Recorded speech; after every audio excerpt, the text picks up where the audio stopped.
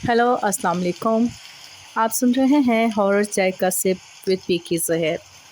कैसे हैं आप सब? यकीनन ठीक ठाक होंगे और सर्दियों के मज़े ले रहे होंगे। चलें चाय के गरम गरम कप के साथ आज की कहानी शुरू करते हैं। आज की कहानी हीरा की है, जो उन्होंने कराची से मुझे भेजी है। हीरा कराची के एक पार्लर में काम करती थी, जो कि आयशा मंजिल पर था।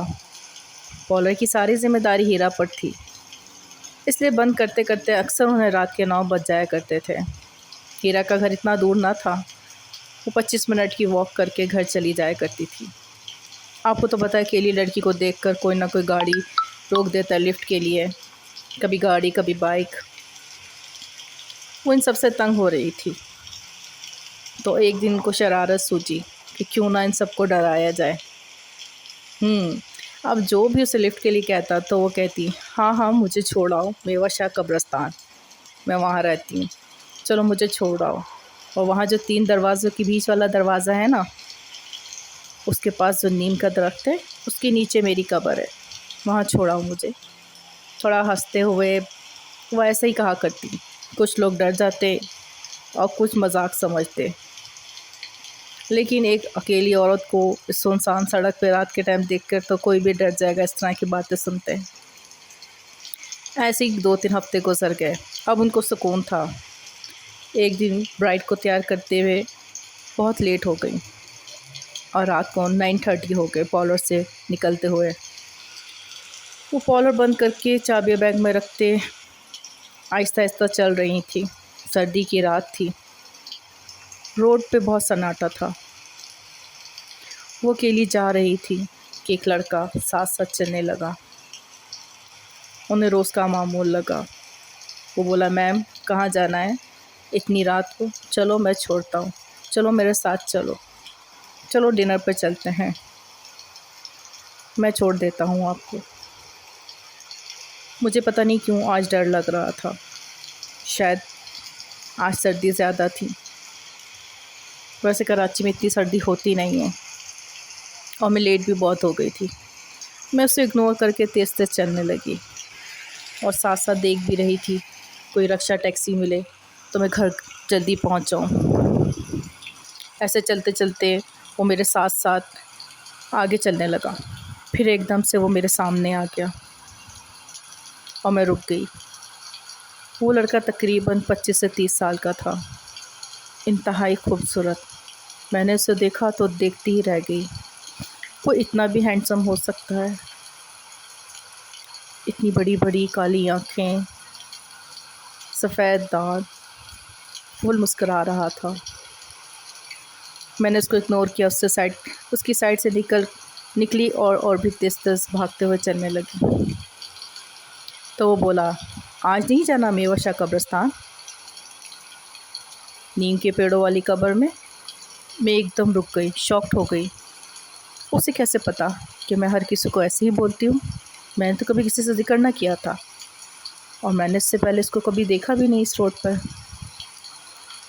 मैं एकदम रुक गई। वो फिर मेरे सामने आ गया, पर अब की बार मैंने उसे देखा तो उसका वही चेहरा एकदम सपाट सफ़ेद हो रहा था।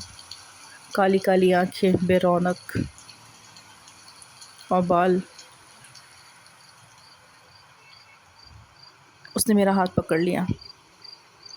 इतनी सर्दी में भी मुझे पसीने आने लगे। उसका हाथ बहुत ठंडा था और मुझे मेरा हाथ जमा हुआ महसूस हुआ। वो बोला, जिस कब्रिस्तान का तुम लोगों को बोलकर डराती हो ना, वो जो मेरी है, वो मेरी कब्र है और आज मैं तुम्हें अपने साथ लेकर जाऊंगा उसी नीम के दरख्त के नीचे वाली कब्र में।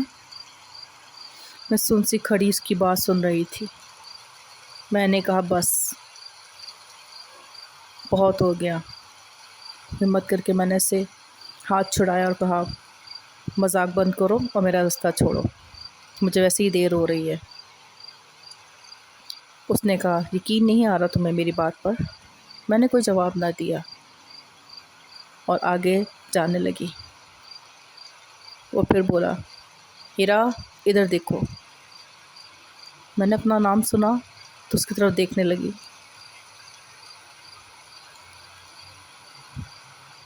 मुड़ के उसकी तरफ देखा तो आहिस्ता आहिस्ता चल के मेरे पास आते आते एकदम से गायब हो गया मेरी नज़रों के सामने से। मैं डर गई और वहाँ से भागते भागते लंदी को तो चरंगी पे पहुँची, रिक्शा लिया और जैसे तैसे घर आ गई। घर पहुँच के अपने रूम में मैं दरवाज़ा बंद किया और कपकपाती रही। डर के मारे मेरी जान निकल जा रही थी। 2 दिन तेज़ बुखार में तपती रही और 3 दिन बाद जब मैं पॉलर गई, मुझे लगा शायद वो मेरा ख्वाब था, लेकिन मैं इतना डर गई थी कि मैंने पैदल आना जाना छोड़ दिया और रिक्शा लगवा लिया। आज भी इस मोड़ पर पहुँच के सोचती हूँ, क्या वो सच था? कैसी लगी आज की मेरी ये स्टोरी आपको? मुझे कमेंट करके ज़रूर बताइएगा। इसी तरह अच्छी अच्छी स्टोरी सुनने के लिए मेरे चैनल को सब्सक्राइब कर लीजिएगा। तब तक के लिए बाय बाय, टेक केयर, अल्लाह हाफ़िज़।